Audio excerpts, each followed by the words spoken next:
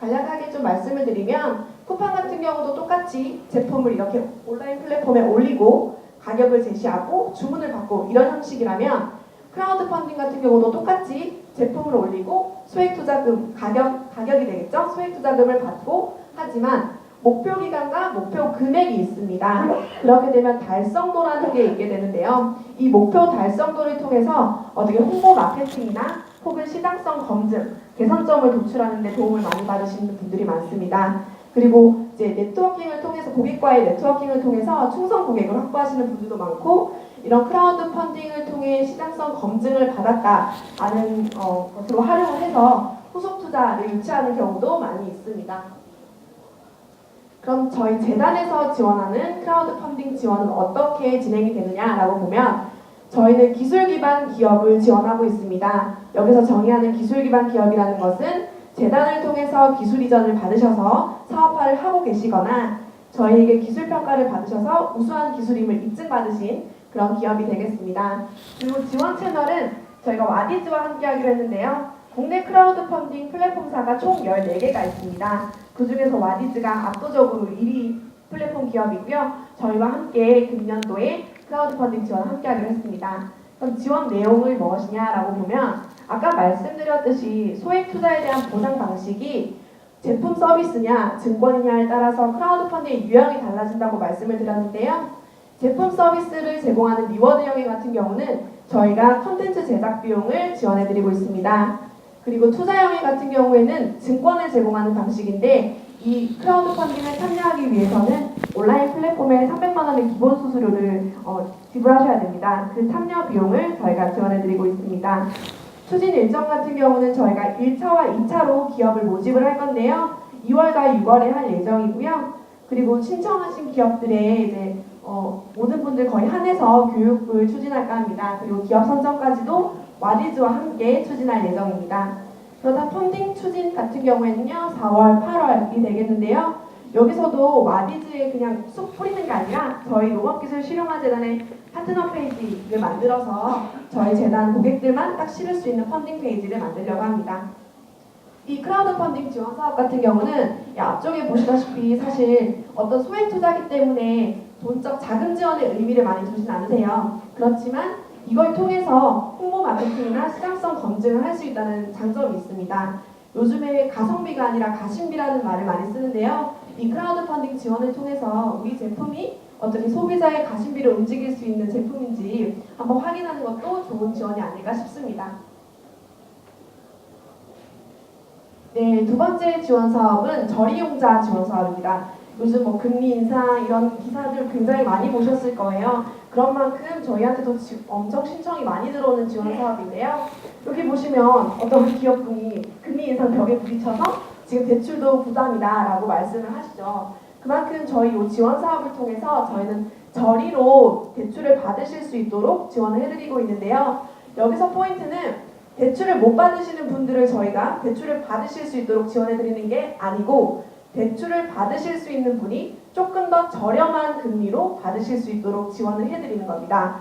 그것은 바로 뭘 통해서냐면 기술평가를 통해서 우수기술 확인을 받은 기업을 대상으로 저희가 1.4%로 저리용자를 지원하고 있는 건데요.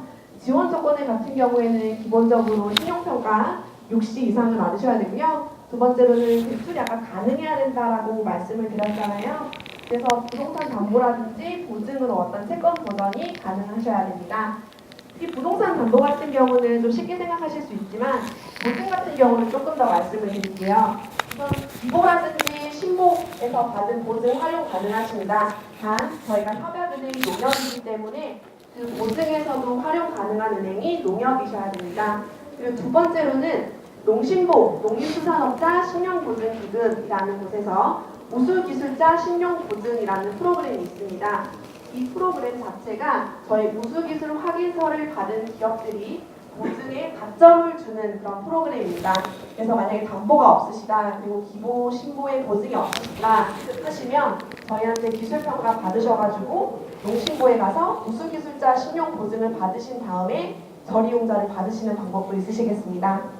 지원 규모는 기업당 최대 10억 원 이내로 대출을 해주고요. 대출 규모 같은 경우는 농협은행에서 최종적으로 결정을 합니다.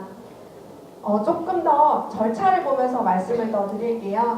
지금 보시면 첫 번째와 그리고 마지막 부분이 농협은행인 것을 확인할 수 있는데요. 그만큼 대출을 결정하는 것은 농협은행이다라고 말씀을 드리고 싶어요.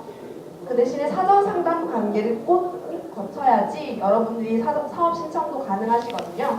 지금 신용도 체크, 아까 6C 이상 등급을 맞으신 다음에 이 사전 상담 확인서를 필수로 제출하셔서 농림식품기술기획평가원에 신청을 하시면 됩니다.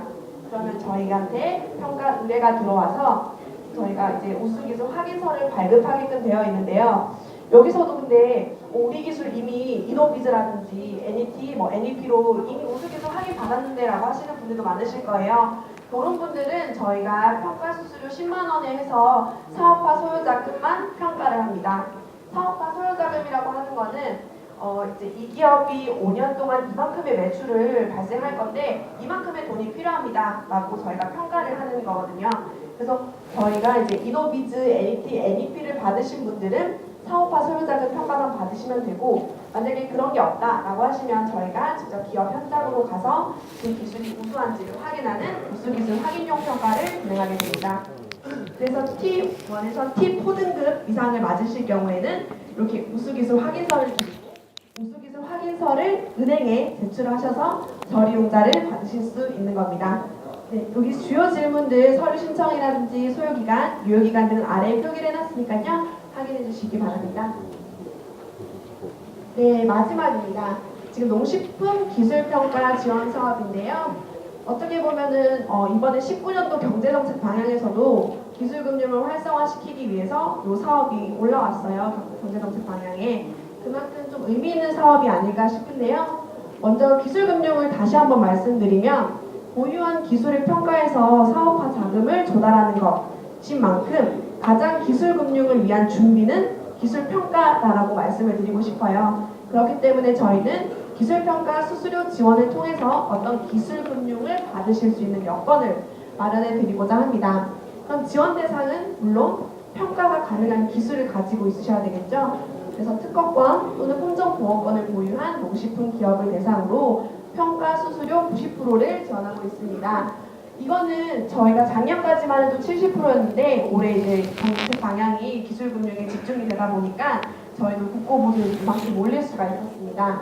그래서 이런 평가 용도 같은 경우도 저희가 금융지원 신청용, 투자연계 참조용이 있는데요. 특히 금융지원 신청용에서 현물출자액 같은 경우는 법정 기술평가기관에서 평가받은 거를 법원에 가지고 가셔야지 현물출자를 받으실 수 있는 그런 과정이라고 생각하시면 될 것 같습니다. 네, 그러면 이제 지원을 받으실 수 있는 평가의 유형을 좀 살펴볼 건데요. 먼저 첫 번째로 기술가치평가입니다. 제 기술이 사업화를 했을 때 얼마 정도의 가치를 가지고 있을까요? 라고 가액으로 표기를 하는 방법이고요. 용도